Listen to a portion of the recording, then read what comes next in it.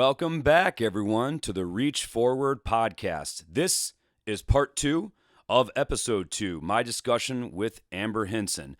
Now, if you haven't checked out the first episode, my discussion with Amber Hinson about growth and her amazing story of growth in a company in the fitness industry, be sure to check out episode 2, part 1 before you continue on with this episode.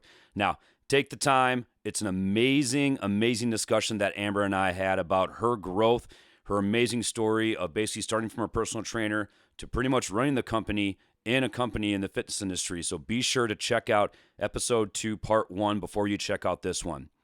Well, if you've already checked it out and you're back here again, or if you're already ready for the second part, let's get right into it. Amber and I are now going to start discussing what it's like working and running a company in the fitness industry during the pandemic, during COVID time. Let's take a listen. So now we're going to get into that time that we talked about that was challenging, that was traumatizing, COVID. I think for everybody, COVID was definitely a time that was tough. And with that said, I remember our company did certain things that was able to still be there for our community during a tough time, which is huge because, again, a lot of businesses, they just had to save as much face as possible to make sure that they can open their doors once everything reopens after like COVID shutdowns. And that sometimes was, detrimental to community because they couldn't provide something to them that they needed. Mm-hmm. Our company was able to do that. So please reflect and share, as much as you feel is proper to really shine the light on the COVID shutdown or just the overall just sequence of COVID from like March 2020 till whenever you feel like was like the COVID period for the company that we worked for. What were some of the things that you did to ensure not only that the community was taken care of, but also that the business was taken care of? Of course, yeah. Well, March 17th, 2020 will never be a date that I forget. Me either. And I remember earlier in the week, I was having I was at lunch with someone and they were like, so what do you think about like this COVID thing? Or no, it was earlier in the month, because it wasn't that close. It was like in February. So what do you think about like this COVID thing? And I said, and I'll never forget, they always make us something new during election year. And boy, did like that was just kind of a testament to I wasn't practicing curiosity or humility during that time. I thought I knew the answers. I thought it wasn't a big deal. That is part of my kind of positivity that I embody is sometimes it comes across as like head in the clouds. Very grateful to have a husband that keeps me very grounded, and a team that kept me very grounded. Because yes, March 17th, 2020, it became very real. That was shutdowns, the entire country. And of course, what turned into 2 weeks was many months, many, many months. Yes. But kind of taking it day by day. I mean, zooming out the experience from like a business side of things was when can we reopen? We know that's going to be key. We know they can't keep us shut down forever, but we didn't know when. Was it 2 weeks? Was it 2 months? Was it 4 months? Was it 6 months? How can we reopen? What can we do?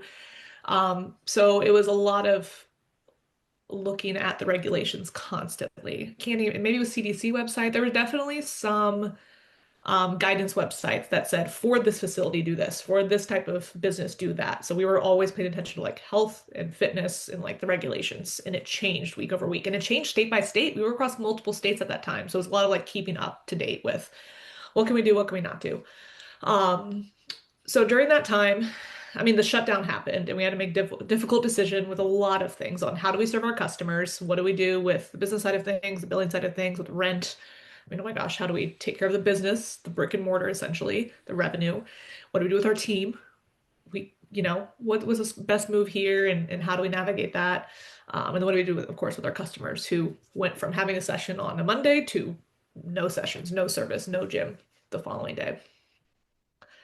But one of the pillars that we operated by the entire team is whether it's 2 weeks, 2 months from now, what are we going to be glad that we did?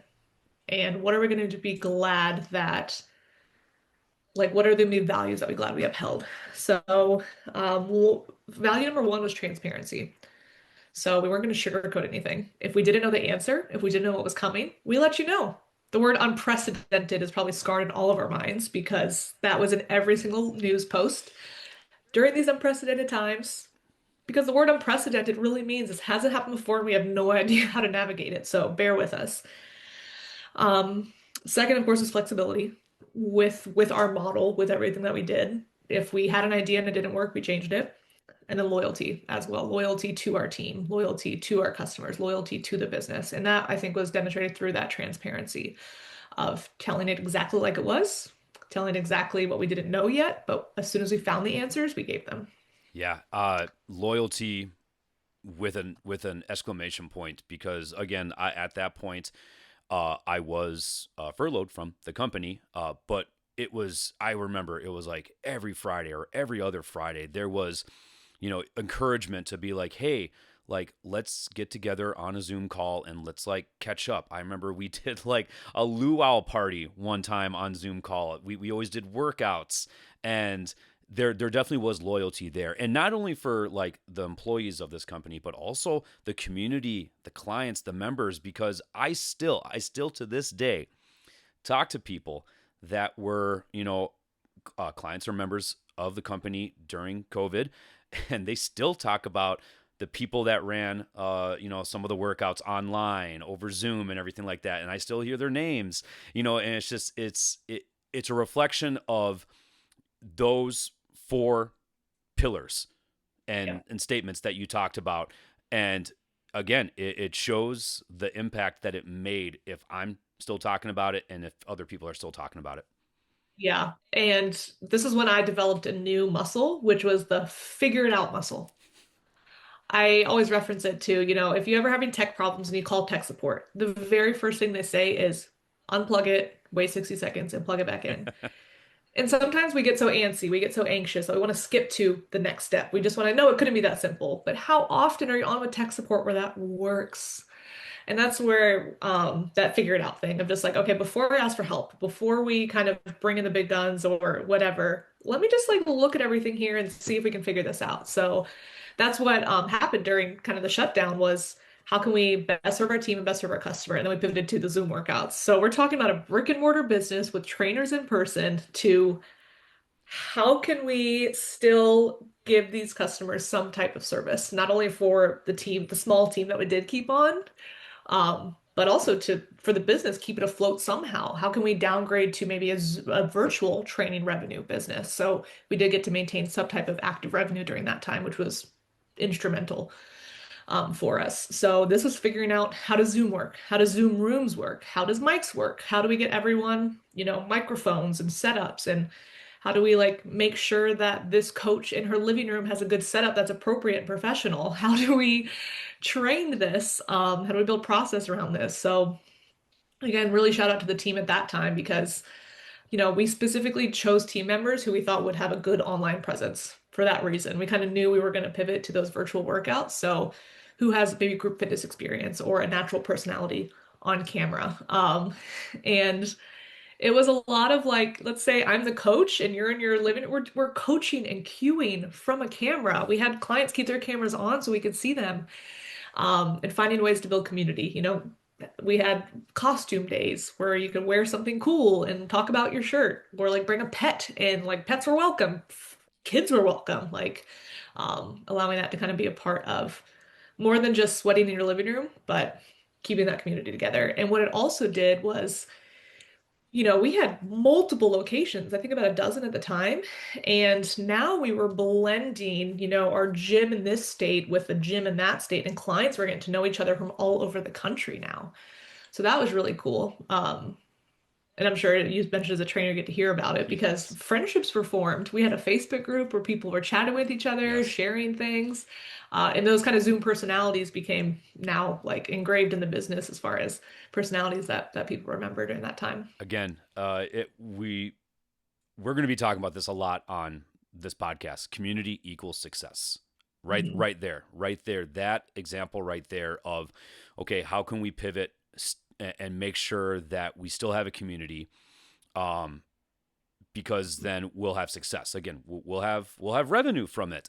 We'll have interaction. We'll be helping people during a tough time. We'll be making sure that they're staying healthy when they can't do their usual gym routine and stuff like that. Geez, I mean, I remember when I couldn't go to a gym, I literally ordered just 40-pound kitty litter boxes just so that I could have something to like get my legs working and do like lunges or step ups. So everybody was innovative during that time, but it's easy for me because I've been working out since I was like 13 and I know this stuff.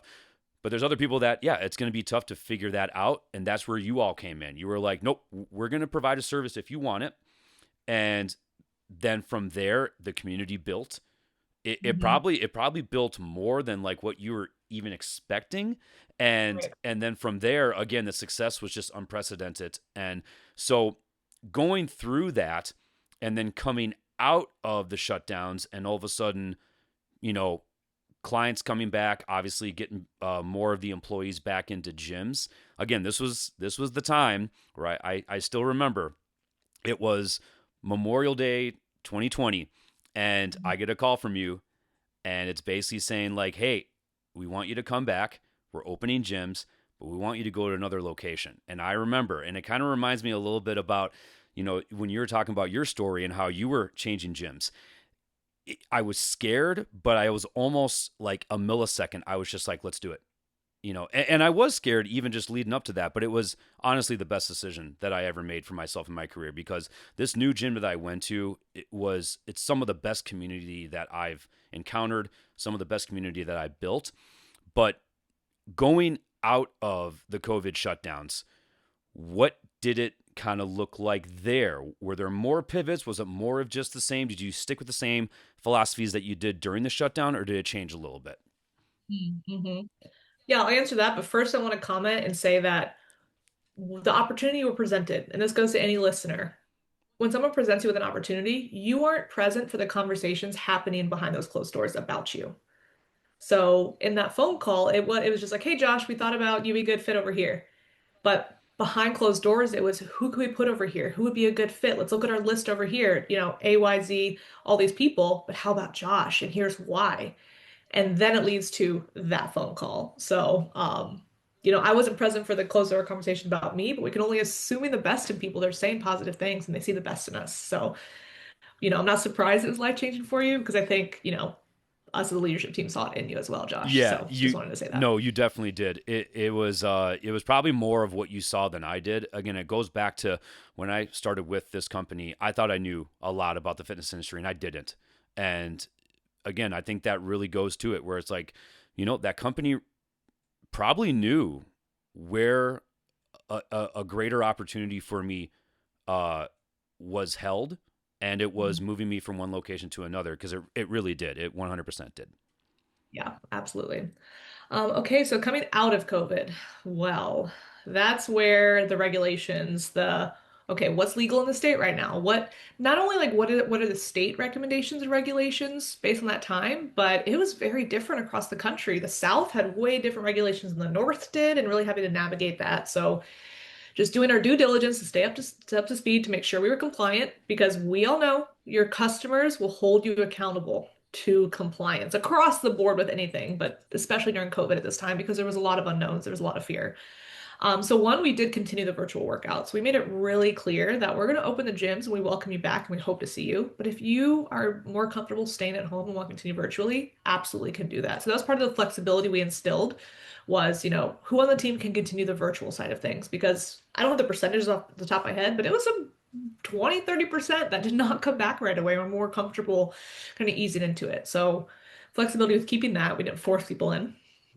And then moving in, I mean, yeah, the distancing, right? So figuring out, okay, how can we, if at this time in the business we moved into group training. So this wasn't one-on-one training where it's you and your client anymore. It was, in the group setting. So, setting up stations for people, setting up like here's your equipment you're going to use, and a lot of retraining for the coaches because what used to be, hey, and we're talking about small group training here, not like group fitness classes, listeners.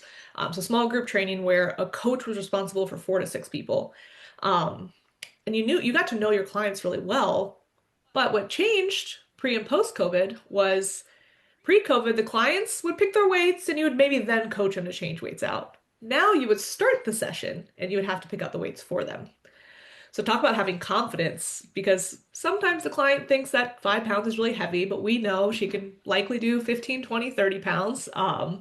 So a lot of just like re-coaching of how can you check form, make sure they're safe, but also make sure that we're challenging them in the way that we expect and the way that we see change and progress. So a lot of re-coaching, a lot of um, just letting the team know what to expect. This kind of went back into like the empathy part of things of putting ourselves in the customer shoes. If you had been sitting at home for 3 months doing some virtual workouts, but maybe not, and you were coming back into the gym, what would be going through your head? Where do you park? Where do you scan? We had to take temperature scans at that time. Like, where would you want to do that? At the front, at the back? Then would you want to sit here? Like, would you want to? Then when you exit, some gyms even had like enter through one door, exit out another. You needed two exits. So, anyways, just thinking through what that client experience was like. And I know we're talking a lot about clients, members, which in this case are just kind of your general access members, a little bit less, regulations for them. They just came at times they wanted to, and um, a lot of training with masks on at that time. Yep. So we had to enforce a lot of mask regulation, which I'm so glad we're past, but Yes, me too. were necessary, and allowed us to open up. So paper masks were the key. Paper masks were definitely the most breathable. Yeah, I remember that too. Even just working out at the gyms, just being excited to be back in gyms, and then yeah, having kind of my workout masks, but then also having my like work while I train masks. And yeah, I just remember again having a beard. Just think about that heat that's happening right there. But yeah, again, those are times that are far behind us now. But yeah, so I know, yeah, really the customer experience and the customer service. I remember the company talking a lot about the empathy and just really putting yourself into the person's shoes. I remember one big thing when I was part of this company, and I was actually going into a new gym and trying to get people to like come back or see how they're feeling. Is I really just took it as an approach of I'm introducing myself and I want to know who they are even before we start talking about getting you back in the gym. And it really did help me. And again, I just remember going into it with a mentality of, hey, I'm just going to see how they're feeling, and if they're not feeling great, they don't have to come in right away. I'll take care of them. That was always a big thing is taking care of them, taking care of them. What can we do? And asking a lot of questions to leadership like, hey, can I do this for this person because of ABC, because of ABC? And yeah, I really appreciate number one allowing us on kind of the ground level in the gyms to be able to almost run it like we're running the program and not having too many restrictions with like what we can or can't do, but having the transparency and having the openness of leadership to be like, if you have any questions, come talk to us. Like we want to be completely transparent what we can and can't do. So again, it kind of goes back to the transparency you talked about with those four pillars during COVID. That definitely was something that happened even when we went back into the gyms.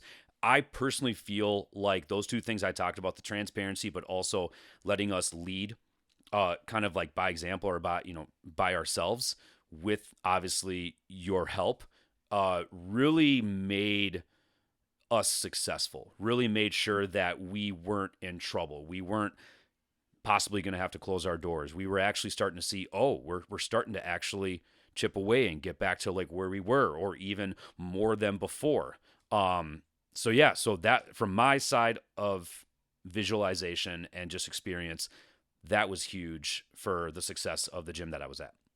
Yeah, absolutely. And then we'll comment for listeners that when we say success, we kind of redefined success during the COVID times because Yes. success then was just not going out of business, Yes. not shutting down, because many fitness mom and pop shops did. And it's really unfortunate that, um, you know, we did, the businesses did, the government did. I believe we did the best we could at the time with what we knew. Looking back, could we have done a lot of things differently? Sure. Sure. But at the time, we were all doing the best that we could. So I'm glad to kind of reflect on this 5 years later because there's so many of these lessons that we can take into any turbulent time of just like be transparent, be loyal, take care of your customers, your business will figure it out. And we were very, very successful with not shutting down any businesses when I think a pretty large percent of gyms shut down during that time. I've heard different numbers, of course, and it was probably different back in 2020 and 2021 than it is now. but it was a large percent that didn't reopen Hmm. post-COVID, and a lot of businesses beyond fitness that were shuttered because of the unprecedented times. But I will say those pillars definitely were a testament to we knew if we could make it through this temporarily, this temporary hiccups, we would make it through in the end. And I have to give a testament to leadership because while I oversaw the day-to-day, the strategic, the team, the service model, the owner at the time was working through, how can I talk with my landlords to talk about rent and how can we, really leverage whatever we could to at least like pause our any invoices out Hmm. that we had when we didn't have as much revenue coming in. So kind of a lot of strategic shifts happening during that time. Yeah, I remember leadership, our owner being very, I feel innovative, or I feel very just what can I do. Yeah, I really do feel that's a true statement of just they were very like, okay, what's the next thing? What can I do? What's the next thing? What's the next thing? Like they were, I'm sure, just as busy during this time than they were, the other times maybe. Uh, but hey, it did us all the help in the world because again, we were still able to service a community and be able to help people after a really tough episode in anyone's life. So, Yeah. kind of closing out the COVID topic. I have a few questions for you. One that's going to be kind of a fun one, crazy enough for COVID. If you were to call this time frame of COVID, if you were to name it like a TV episode, what Hmm. would the TV episode be called and a brief why? And then when you are thinking about that and when you have the answer afterwards, I want to know what's the number one biggest thing you learned from this experience running a company during COVID. Hmm.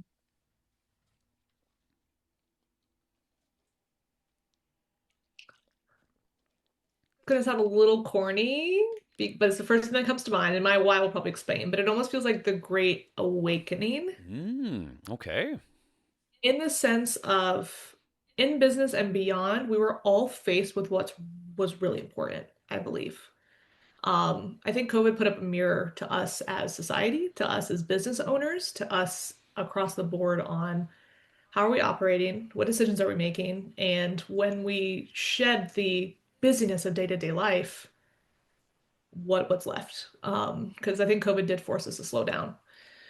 Um, and that's where I think as for the business story that we told, it was like the mirror of, okay, if our back's up against the wall, how do we take care of this business when everything's working against us? How do we take care of our customers? How do we take care of the team?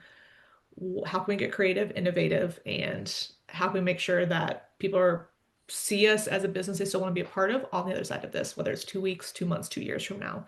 And I think that awakening is what for the businesses, industries, people that made it through the other side. I hope it did kind of make us pause and reflect on that and that we don't take that time for granted. A lot of terrible things happened, a lot of deaths, a lot of turbulence. But I hope it does allow us to kind of reflect and pause and look at, how are we living, how are we operating, how are we upholding those values all the time. Well said. Yeah, just reflection. Yeah, I really like the Great Awakening.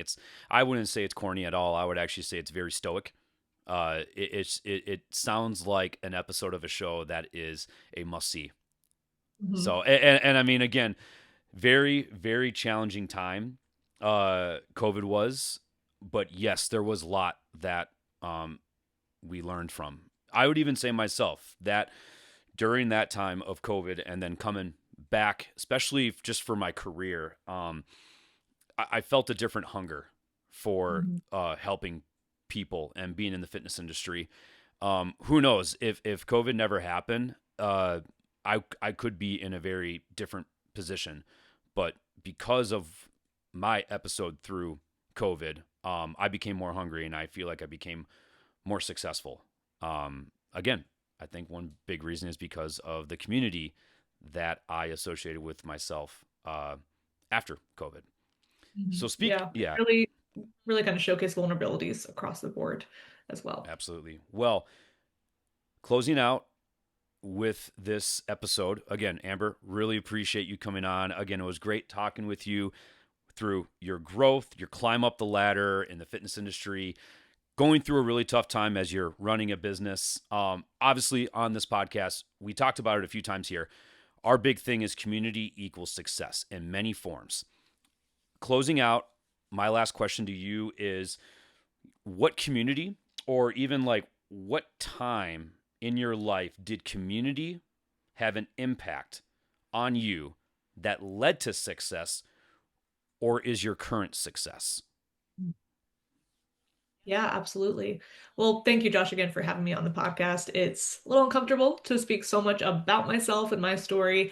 And when I was reflecting on this answer, there's a lot of different ways you could answer this, and I'm sure we all have ways where, and myself included, where family is my community, where my friends have been in community, where I've lived and the people I've been around have been my community.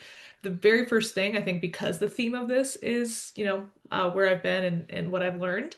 But I will say the community of the leaders around me contributed so much to my success. I will say 90% of what I talked about today is lessons I've learned from someone else. It's something I gathered from someone else by asking questions. It's knowing that I don't have all the answers, but the answers are out there, and leaning on my community to learn from them and squeeze what I can out of them.